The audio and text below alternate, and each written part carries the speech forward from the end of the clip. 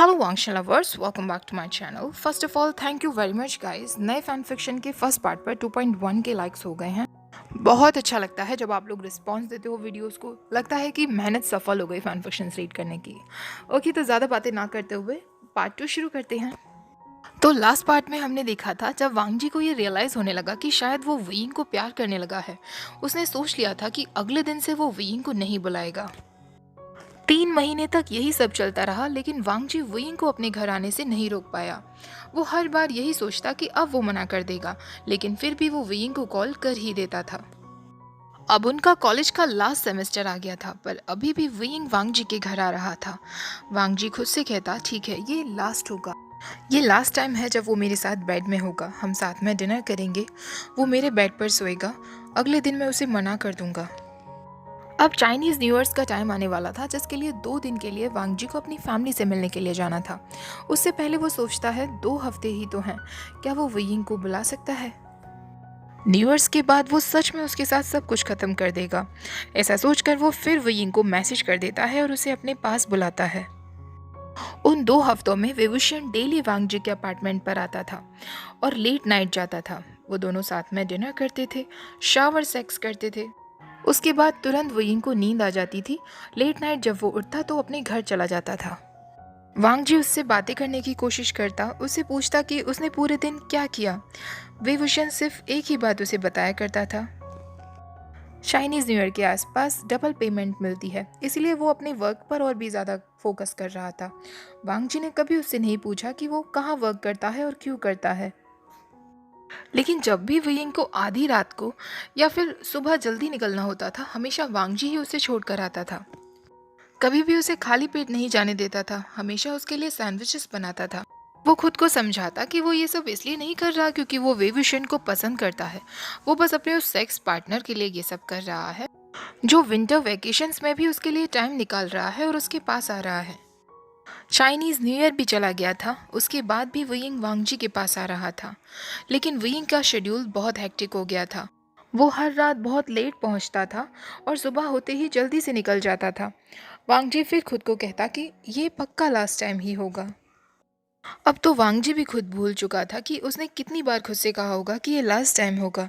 फिर भी वो वुयिंग को बुला लेता है। इस बात से वांग जी को अब खुद पर गुस्सा आने लगा था। एक बार फिर वांग जी ने खुद को समझाया कि आज तो पक्का लास्ट होगा। आज वो विभीषण से कह देगा कि ये सब उसे खत्म करना है, चाहे वुयिंग की स्माइल, उसका फेस कितना भी प्रिटी क्यों ना लगे। वांग जी वुयिंग के लिए सैंडविच बनाने के लिए गया हुआ था, लेकिन जैसे ही वो किचन से बाहर आता है, वो देखता है कि वुयिंग इतना ज़्यादा थका हुआ था कि वो आते ही काउच पर सो गया था। वांग जी वुयिंग के पास आकर बैठ जाता है, उसके फेस से बालों को हटाता है और सोचने लगता है, आजकल तुम इतने टायर्ड क्यों लगते हो, इतने कमज़ोर होते जा रहे हो। वांग जी ने फिर खुद से कहा कि नहीं, मुझे उसकी चिंता नहीं हो रही, लेकिन वो वुयिंग के फेस पर अपना हाथ फिराना बंद नहीं कर पा रहा था। कभी उसकी नोज पर, कभी उसके पिंक लिप्स पर। उसने एक हाथ वुयिंग के नेक के नीचे और दूसरा हाथ वुयिंग के लेग्स के नीचे रखा। उसे गोद में उठाकर वो अपने रूम में ले आया और बेड पर लेटा दिया। वुयिंग की थोड़ी सी आंखें खुलती हैं। वो वांग जी का नाम लेता है तो वांग जी उसे चुप करा देता है। वांग जी अभी भी उसके बालों में अपनी उंगलियां फहरा रहा था। वुयिंग नींद में ही कहता है, आई एम सॉरी लंजा। वांग जी उसके चीक्स पर अपना हाथ फहराते हुए कहता है, सॉरी क्यों कह रहे हो? तो वुयिंग कहता है, मुझे पता है तुम्हें ये नहीं चाहिए मुझसे। मैं आजकल बहुत थक जाता हूँ और आते ही सो जाता हूँ। वांग जी को वुयिंग की इस बात पर पेन फील होता है। वो वुयिंग के पास ही लेट जाता है, उसके हेड को अपनी चेस्ट पर रख लेता है और स्लोली स्लोली अपनी फिंगर्स को उसकी बैक पर रब करने लगता है, जैसे वो वुयिंग को रिलैक्स फील करवाना चाहता हो। वांग जी को नहीं पता था क्यों, लेकिन उसे इस बात पर बहुत बुरा लगा था कि वुयिंग ने उससे माफ़ी मांगा। वुयिंग ने उससे माफ़ी मांगी, वो भी इस बात के लिए क्योंकि वो आजकल बहुत थक जाता है और उसके साथ सेक्स नहीं कर पाता है। वांग जी को अब इन फीलिंग्स से बहुत डर लग रहा था। उसे समझ आने लगा कि शायद वो विभूषण से प्यार करने लगा है। एक सेक्स पार्टनर से ज़्यादा वो उसे समझने लगा है। वुयिंग सोते हुए भी वांग जी को बहुत कमज़ोर और थका हुआ दिख रहा था। वांग जी सोचने लगा, विभूषण को क्या किसी तरीके की चिंता है, कोई स्ट्रेस है? वो क्यों इतना काम करता है और इतना थक जाता है? उसने फिर खुद से कहा, नहीं मुझे उसकी कोई चिंता नहीं है, मुझे बस क्यूरियोसिटी हो रही है और कुछ नहीं। वांगजी ब्लैंकेट उठाता है और खुद को और वेइंग को उड़ा लेता है। वांगजी लेटे लेटे सोच रहा था, मुझे वेवुशन की लाइफ के बारे में तो कुछ पता ही नहीं है, सिर्फ उन अफवाहों के अलावा जो मैंने लोगों से सुनी थी। मेरे अपार्टमेंट से जाने के बाद वो कहाँ जाता है? कभी कभी मैं वीकेंड्स पर उसे रोकने की भी कोशिश करता हूँ, पर वो मुझसे कह देता है, नहीं आयुएन मेरा इंतज़ार कर रहा है, और चला जाता है। ये आयुएन कौन है? मुझे तो आज तक ये भी नहीं पता है। क्या आयुएन वेवुशन का कोई और सेक्स पार्टनर है? वांगजी को अब पोजेसिव फीलिंग्स आने लगी थी। वो वेइंग के बारे में और भी बहुत कुछ जानना चाहता था, लेकिन उसने खुद को फिर कंट्रोल किया और कहा कि आज ये आखिरी दिन है, मैं उसके साथ कोई रिश्ता नहीं रख सकता। वो जांग्स का निकाला गया एक लड़का है, अंकल को पता चला तो बिल्कुल भी अच्छा नहीं होगा। सुबह जब वांगजी उठता है तो वो देखता है वेइंग उसको किस कर रहा था, वो भी बॉडी पर हर जगह। वांगजी के उठने के बाद वेइंग वांगजी की आंखों में देख रहा था, उन दोनों की बॉडी पर कपड़े नहीं थे। वेइंग उसकी तरफ स्माइल करते हुए उसे गुड मॉर्निंग विश कर देता है। वांगजी तुरंत बेड से अपने कपड़े उठाता है और वॉशरूम की तरफ चला जाता है। वांगजी अपना टूथब्रश कर रहा था, वहीं उसके पास जाकर कहता है, तुम्हें अभी सो जाना चाहिए लंजा, अभी टाइम नहीं हुआ है उठने का। वांगजी कहता है, क्या टाइम हो रहा है? तो वहीं कहता है, अभी बस 5 बजे हैं। मुझे माफ़ कर दो लास्ट नाइट के लिए, मैं बहुत थक गया था और सो गया, इसलिए मैंने अर्ली मॉर्निंग अपना अधूरा काम पूरा कर दिया। आई होप तुम नाराज़ नहीं हो। वहीं वापस से मुस्कुराते हुए बेडरूम की तरफ जा ही रहा था कि वांगजी ने उसे पकड़ लिया। वांगजी वुयिंग की फेस की तरफ देखता है।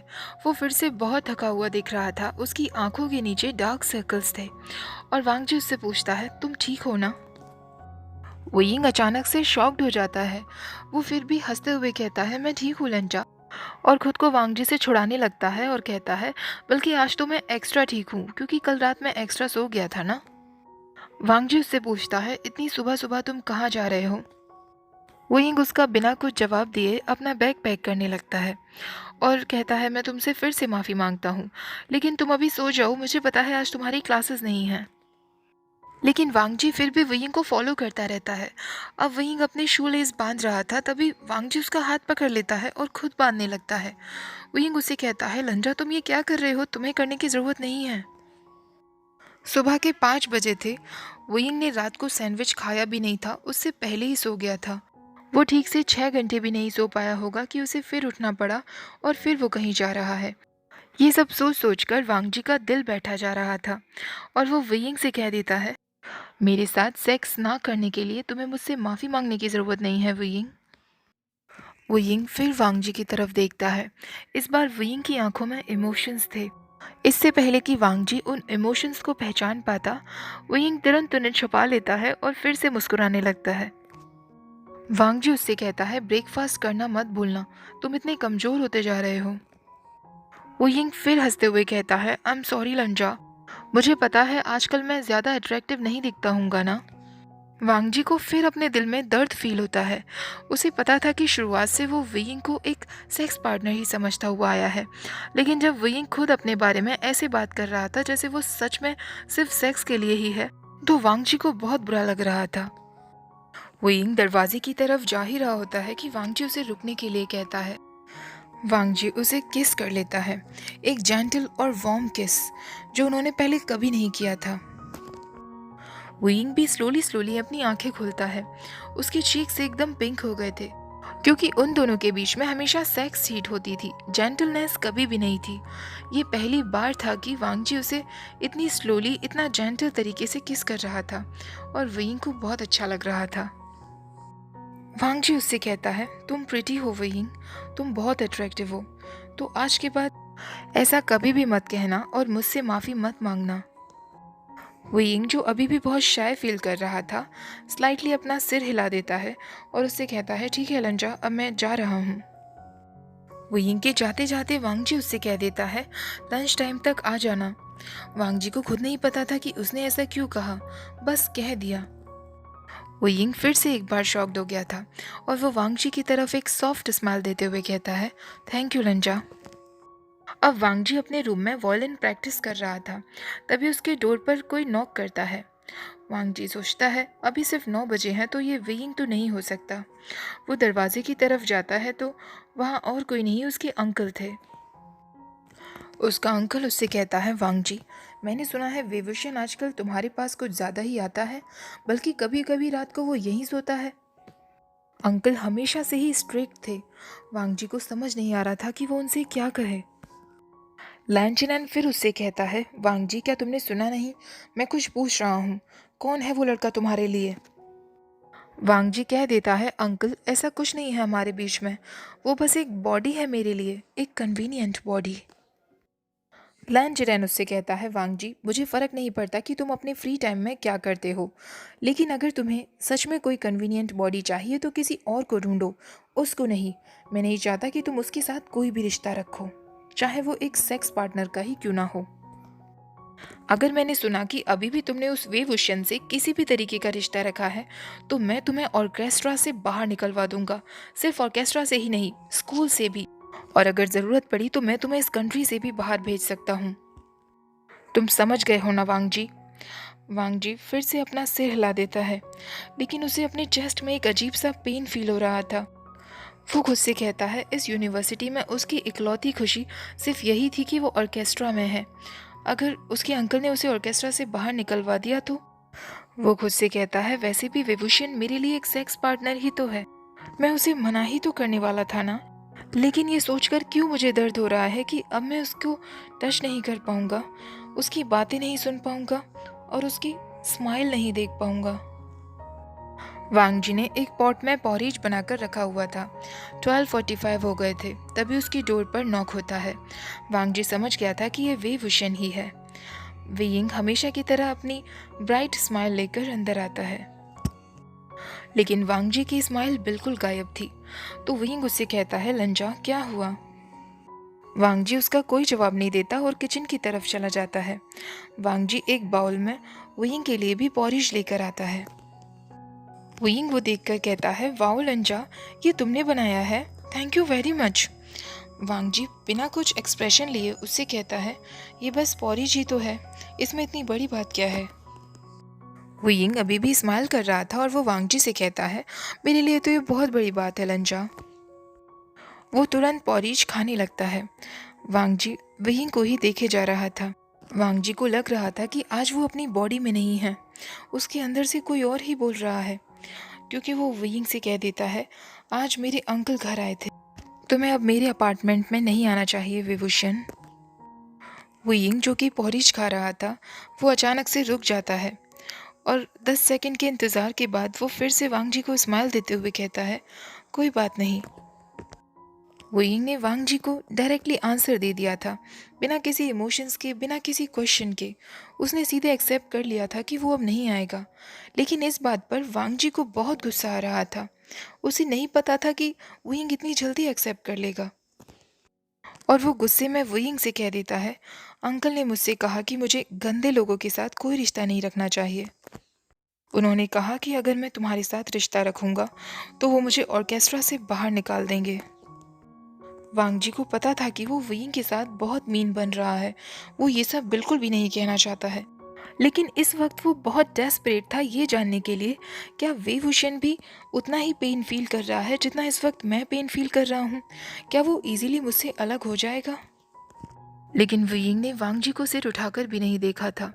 वो अपने पॉरेज के बाउल की तरफ ही देखे जा रहा था, और वो फिर से अपना सिर हिला देता है, जैसे उसने ये सब भी एक्सेप्ट कर लिया हो। वांगजी को अब बहुत गुस्सा आ रहा था। विभूषण सब कुछ एक्सेप्ट कर रहा है, क्या उसे ये बात बिल्कुल परेशान नहीं कर रही, जबकि मुझे इतना परेशान कर रही है? वांगजी फिर उससे कह देता है, तुम बस एक कन्वीनियंट बॉडी हो, तुम्हारे और ऑर्केस्ट्रा के बीच में जाहिर सी बात है मैं ऑर्केस्ट्रा को ही चुनूंगा। वांगजी इस वक्त खुद को ही नहीं समझ पा रहा था कि वो क्यों इतना क्रूर बन रहा है, वो भी वेइंग के साथ। लेकिन अब शायद वांगजी ने अपनी लिमिट क्रॉस कर दी थी, क्योंकि उसने देखा कि वेइंग की आंखों से आंसू गिर रहे थे। वो आखिरकार वांगजी की तरफ देखता है। उसकी आंखों से आंसू बहना बंद नहीं हो रहे थे। फिर भी वो वांगजी की तरफ मुस्कुराते हुए कहता है, आई एम सॉरी लंजा, पता नहीं मुझे क्या हो गया है। वो अपने आंसुओं को पोंछता रहता है और मुस्कुराने की कोशिश करता रहता है। वांग जी उसे देखने के अलावा और कुछ नहीं कर पा रहा था। वांग जी पूरी तरीके से शॉक्ड था। उसकी बॉडी कँपकँपा रही थी। उसने वुयिंग को ये सब कहा क्योंकि वो उसका रिएक्शन देखना चाहता था, लेकिन उसने ये बिल्कुल नहीं सोचा था कि वुयिंग रो जाएगा। वुयिंग उस बाउल को टेबल पर रखता है और वांग जी से कहता है, थैंक्स फॉर द फूड लंजा एंड गुड बाय। ऐसा कहकर वुयिंग वहाँ से चला जाता है। वांग जी उस टेबल पर बैठा रह गया था और वो उस आधे खाए हुए पॉरिज की तरफ ही देख रहा था। उसे खुद पर गुस्सा आ रहा था और वो सोच रहा था कि मैंने वो सारी बातें क्यों कही थी, मैं इतना क्रूर कैसे हो सकता हूँ। उसकी आंखों के सामने से वुयिंग का रोता हुआ चेहरा नहीं जा रहा था। पूरा 1 हफ्ता बीत चुका था लेकिन वांग जी ने वे वुशन को नहीं देखा था। वुयिंग के बिना सब कुछ जैसे एकदम शांत हो गया था। चाहे वो यूनिवर्सिटी हो, ऑर्केस्ट्रा की प्रैक्टिस हो या फिर उसका अपार्टमेंट हो, सब कुछ एकदम शांत था। क्योंकि वुयिंग साइंस का स्टूडेंट था तो वांग जी जानबूझकर साइंस लैब्स के आसपास जाया करता कि शायद उसे वे वुशन दिख जाए, लेकिन उसे वहाँ भी वुयिंग नहीं दिखा। एक सुबह अपने टीथ को ब्रश करते हुए वांग जी ने सिंक के पास एक रेड हेयरबैंड देखा और तुरंत उसे वुयिंग की याद आ गई। वो खुद को पंच मारते हुए कहता है, ये मुझे क्या हो गया है, मैं ऑलरेडी उसके साथ सब कुछ खत्म कर चुका हूँ और यही तो मैं चाहता था ना, फिर मैं क्यों पागल हो रहा हूँ। लेकिन उसके बाद भी उसने उस रेड हेयर बैंड को फेंका नहीं था बल्कि अपने ड्रॉर में रख लिया था। अब 1 हफ्ता और बीत चुका था लेकिन वे वुशन अभी तक रिहर्सल पे नहीं आया था। वांग जी से अब रहा नहीं गया और उसने वे वुशन को मैसेज कर दिया, लेकिन वे वुशन ने उसका मैसेज रीड भी नहीं किया था। वांग जी हर रात साइंस लैब के पास जाता। वो खुद को समझाता कि ऐसा इसलिए नहीं है कि मैं उसे मिस कर रहा हूँ, मैं बस उसे एक बार देखना चाहता हूँ कि वो ठीक है या नहीं। एक रात वांग जी सो नहीं पा रहा था और वो रात के समय ही वे वुशन को कॉल कर देता है, लेकिन उसका कॉल ऑटोमेटेड मैसेज में चला गया था। इसका मतलब वे वुशन ने उसे ब्लॉक कर दिया है। ओके गाइस, इस पार्ट को यहीं ख़त्म करते हैं। तो वांग जी को अब शायद अपने किए का पछतावा हो रहा है। जल्दी ही वो ये भी एक्सेप्ट कर लेगा कि सच में वो वे वुशन से बहुत प्यार करता है। लेकिन वे वुशन कहाँ गायब हो गया है, ये हम नेक्स्ट पार्ट में जानेंगे। वीडियो पसंद आई हो तो लाइक, शेयर और चैनल को सब्सक्राइब करना मत भूलिएगा। Thank you for watching. Bye bye.